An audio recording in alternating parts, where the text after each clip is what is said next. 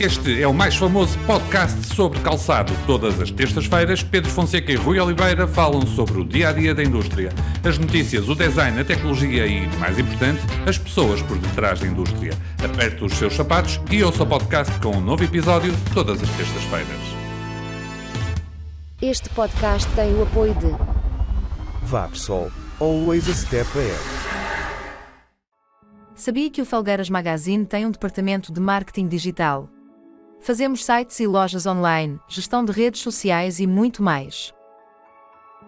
Olá, este é o 29º episódio do mais famoso podcast sobre calçado. Eu e o Rui Oliveira estamos novamente aqui para falar de calçado. Olá, Rui. Olá, Pedro. Hoje vamos falar do pacote de 1.400 milhões de euros que o Governo anunciou na semana passada para apoiar as empresas e o setor social, desde linhas de crédito, medidas fiscais, apoios à energia. Vamos analisar isso aqui. Rui, tua opinião sobre estas medidas que o Ministro da Economia e do Mar, que esteve na APICAPS no passado domingo, já agora, anunciou na passada quinta-feira, se a memória não me atraiçoa. Ora, Pedro, em relação a este pacote, naturalmente tenho que ressalvar, como o fiz anteriormente, qualquer pacote e qualquer medida que visa o apoio às empresas efetivo é sempre bem-vindo. No entanto, no meu entender, este pacote carece de ser apresentado muito tarde. Portanto, nós já vamos numa fase muito adiantada daquilo que é o processo de inflação, e representa muito pouco face àquilo que era previsto, em particular naquilo que concerne ao alívio da carga fiscal sobre as empresas. Portanto, parece-me a mim que é um pacote que traz poucas novidades também. Portanto, grande parte destas medidas já estava a ser implementada no PRR, e de facto aqui apenas 2 ou 3 novidades em relação ao passado, mas de certa forma pareceu-me muito pouco para aquilo que estávamos à espera. Rui, e pontos positivos, pontos negativos das medidas em concreto? Sim, há alguns pontos positivos. Há que realçar que há aqui, claro, há que realçar que há aqui uma aposta clara na formação. Portanto, há 100 milhões de euros direcionados à área de formação, mas também há que dizê-lo, que a área de formação não pode vir num plano paliativo de apoio às empresas. Tem que vir num plano controlado, num plano sustentado e um plano estratégico. Portanto, só assim é que é possível dar a devida formação para aquilo que as empresas precisam atualmente. Há aqui um reforço às empresas mais consumidoras de gás de 235 milhões de euros que me parece francamente positivo, e há que dizê-lo. E depois o outro grande pacote, 290 milhões de euros para acelerar a parte da eficiência e da transição energética da energia fóssil para a renovável, que me parece um bocadinho já em linha com aquilo que é o atual PRR, e quadro comunitário de apoio, que também vai muito nesta linha. No entanto, o grande ponto negativo que há que realçar, Pedro, e aqui temos que fazer este comentário, é que mais de 700 milhões de euros deste programa, ou seja, mais de metade deste apoio, é crédito. Portanto, é um empréstimo, é dinheiro emprestado, e isto vai levar novamente a um risco de endividamento sobre o aspecto, sobre uma estrutura económica já endividada por si. Portanto, há um risco muito grande de estarmos a promover novamente o endividamento das empresas. Eu diria que além disto, a própria burocracia para se conseguir estes apoios pode provocar imensas dificuldades às empresas, e aquelas que estejam já numa situação limite podem não conseguir de facto garantir estas empresas antes de ter a sua sustentabilidade económica garantida. Rui, antes de passar, eu também quero fazer aqui alguns comentários. Na tua opinião, quais é que seriam as medidas que faltaram, as medidas mais acertadas para um pacote destes?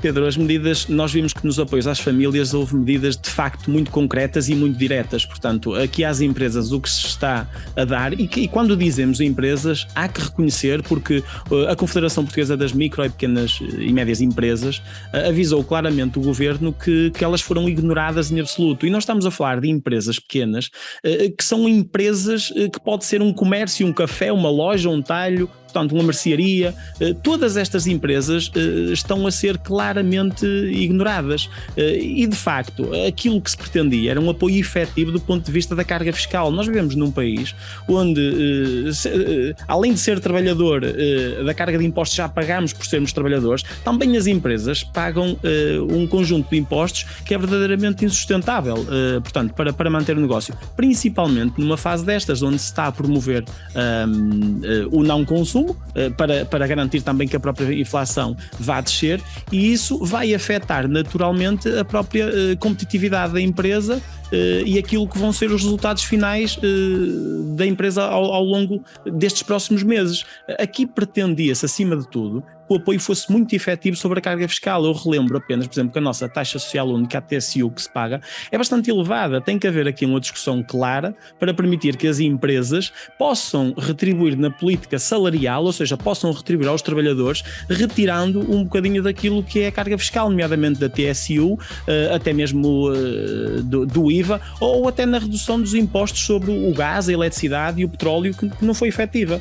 Qualquer uma destas medidas teria sido muitíssimo bem aceito, e acho que qualquer empresário, qualquer comerciante, lojista, teria visto com bons olhos. Assim, estamos a falar, volto a dizer, de um pacote de endividamento que é proposto às empresas para recorrer às linhas de crédito, muitas delas já sem a possibilidade, é uma verdade, de recorrerem à linha de crédito bancária, agora vão ter mais uma linha de crédito para recorrer, portanto estamos a colocar um crédito em cima de outro crédito. Aquilo que era necessário eram medidas concretas. Eu vou entrar aqui agora em discussão contigo. Vamos lá ver. Imagina no calçado ou noutra indústria qualquer, nós temos os custos das matérias-primas e os custos da energia a aumentar. E nos países que concorrem connosco nessas indústrias específicas, calçado, por exemplo, vamos focar no calçado, os custos das matérias-primas, os custos da energia também estão a aumentar de uma forma muito similar. Podes ficar mais próximos das matérias-primas e tens um preço um bocadinho mais baixo por causa do custo de transporte, mas, grosso modo, a coisa é a mesma.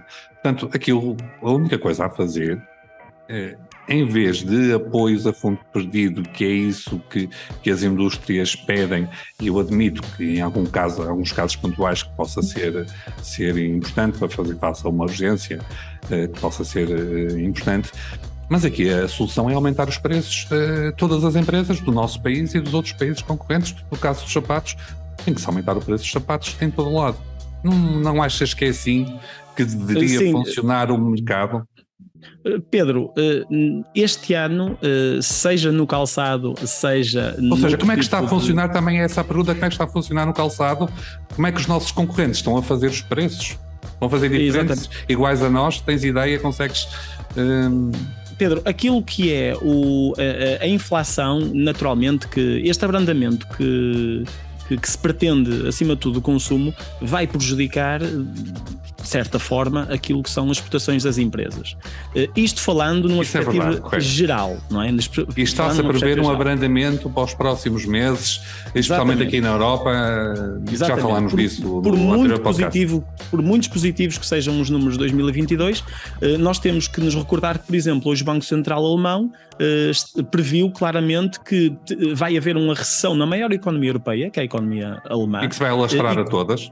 E que o valor da inflação vai ficar acima dos 10%, e tal como disseste muito bem, vai-se alastrar a todas as economias, nomeadamente a nós, Portugal, como país exportador, e tendo a Alemanha como um dos canais principais e um dos destinos principais das nossas exportações, a nossa balança comercial naturalmente vai ser prejudicada, vai ser afetada. Aqui há que considerar uma coisa, Pedro, muito importante. A maior parte das empresas tem um valor acrescentado no produto muito baixo. Ou seja, isso também muitas vezes até não permite a própria subida do... Mas isso não será um modelo de negócio?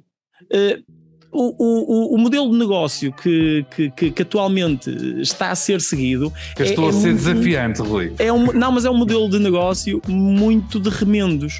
Portanto, nós vamos remendando. Eu acho que qualquer empresa atualmente as empresas vão remendando aquilo que é a atual circunstância que nós vivemos, em particular esta inflação que está a levar aos preços descontrolados da matéria-prima, a custos de trabalho que têm que ser suportados por via da amortização, por exemplo, dos lucros, e toda esta instabilidade que não permite à maior parte das empresas e à nossa indústria prever da melhor maneira aquilo que possam ser os investimentos e aquilo que possa ser um futuro próximo do próximo ano, por exemplo, não é? Nós ao longo de 3 anos que andamos a falar constantemente que vamos conseguir prever e não conseguimos.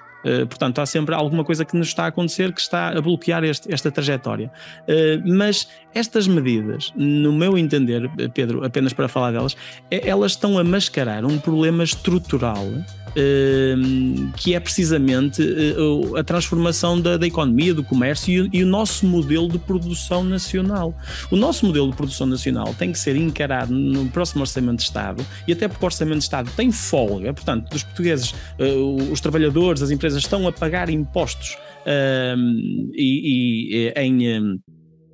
num valor maior, superior àquele que estava previsto, e portanto esta almofada financeira, esta almofada económica tem que ser devolvida às empresas através não só de uma redução direta naquilo que são os impostos do trabalho, naquilo que é a TSU, do IVA, existem um conjunto de impostos que podem ser alargados, mas também o próprio Ministro da Economia, que me parece estar um bocadinho mais preocupado com o Ministro das Finanças por via do controle das contas e não propriamente com o modelo económico, que é aquilo que eu acho que nós queremos todos para o nosso país, tem que repensar aquilo que é a estratégia da produção e da industrialização portuguesa à escala europeia. Nós vínhamos nós queremos para o futuro. Exatamente. Nós vínhamos a falar que a industrialização era um dos pontos fortes para o futuro. A própria União Europeia falou nisso há cerca de 1 ano atrás. E agora estamos a combater esta crise energética e esta crise da inflação, mas não nos podemos esquecer que tem que estar de braço dado com aquilo que é a estratégia do modelo produtivo nacional. E o nosso modelo produtivo nacional não pode ser da competitividade baixa, tem que ser de melhores salários, tem que ser de um valor acrescentado no produto, de qualidade, mas para que nós consigamos atingir esse patamar é necessário uma transformação completa da nossa estrutura industrial. E aí fazem falta alguns incentivos. Exatamente, fazem falta muitos incentivos. Rui, vou passar eu para as minhas notas sobre este pacote do governo, e uma nota prévia, estamos num podcast de calçado, é que a indústria do calçado, comparando com muitas outras indústrias, porventura a maior parte das indústrias, é pouco afetada com esta subida dos custos da energia, do gás. E, portanto, nós aí estamos menos mal, somos afetados, obviamente que sim, mas estamos menos mal do que muitas outras indústrias, os têxteis, por aí fora. E, portanto, essa é a primeira ressalva que queria fazer. A nível das medidas, eu queria salientar aqui 3 das medidas que foram anunciadas. A primeira delas, com a linha de apoio, portanto um empréstimo de valor de 600 milhões de euros. Falaste muito bem que é mais empréstimos, empresas mais endividadas, mas eu creio que para algumas empresas que necessitem de alguma liquidez imediata pode ser positivo. E isto porque estas linhas à partida serão muito idênticas àquelas que existiam na altura da Covid que o Governo lançou. Tendo garantia, portanto, do Governo, do Estado, há 2 vantagens grandes. Os empréstimos, à partida ainda não se sabe detalhes, mas à partida, se for como as linhas da Covid, vão ter spreads mais baixos, portanto os empréstimos vão ter melhores condições, e as condições de acesso a este crédito à partida vão ser mais acessíveis. Isto é, empresas com uma situação financeira e rácios financeiros não tão bons, que normalmente em situações normais não conseguiriam crédito junto da banca, poderão conseguir estes empréstimos. Ou seja, estes empréstimos podem chegar a mais empresas. Obviamente que empresas que estejam em muita dificuldade, falência técnica, dificilmente conseguem, mesmo assim, estas linhas de crédito. mas tem esta dupla vantagem que eu acho que é importante salientar e que creio que deverá ser útil para algumas empresas do setor do calçado e não só. Uma outra medida que eu gostaria aqui de realçar tem a ver com os apoios, que também já falaste nela, para a eficiência energética e transição energética, para a descarbonização, para a produção de energias renováveis e também para a formação. Eu na parte da formação concordo inteiramente contigo, na parte da descarbonização e eficiência energética também concordo. Aqui o que eu gostava de realçar, aquilo que me dá a ideia, e porque eu conheço o PRR, o Plano de Recuperação e Resiliência, e os avisos do Portugal 2020, e imagino o que vai ser no Portugal 2030, aquilo que eu acho que o Governo fez foi juntaram-se todos numa mesa e do que é que podemos encaixar aqui para o valor serem mais 1.000 milhões? Olha, vamos meter aqui formação que já existe, que está prevista para daqui a 3 meses, vamos antecipar. Olha, vamos meter aqui um apoio para os painéis fotovoltaicos, que também já estava para começar no final do ano, vamos antecipar isso. E, portanto, chegamos aqui a este valor de 1.4 mil milhões de euros, também um bocadinho aqui por antecipar estas medidas, estes apoios. Finalmente, um outro apoio que eu acho que é interessante, que é a majoração em IRC de 20% dos gastos com eletricidade e do gás natural e que para empresas do setor do calçado poderá ser um valor bastante interessante. Eu aqui tenho um sentimento misto, porque por um lado a medida é boa para as empresas e pronto, vai ser um valor interessante, especialmente para a indústria, vai ser um valor interessante. Agroalimentar, por exemplo. Por outro lado, é uma medida que não incentiva aquilo que nós pretendemos enquanto sociedade, que é não incentivar o consumo de energia e de gás. Nós queremos que as pessoas, que as empresas gastem cada vez menos energia e cada vez menos gás. E, portanto, estamos aqui a incentivar, a dar, pronto, nós depois na fatura nós damos aqui um apoio. Deveria ser de outra forma. Acho que não deveríamos incentivar as empresas e as pessoas a gastarem eletricidade. Portanto, aqui poderia ser dado de alguma outra forma.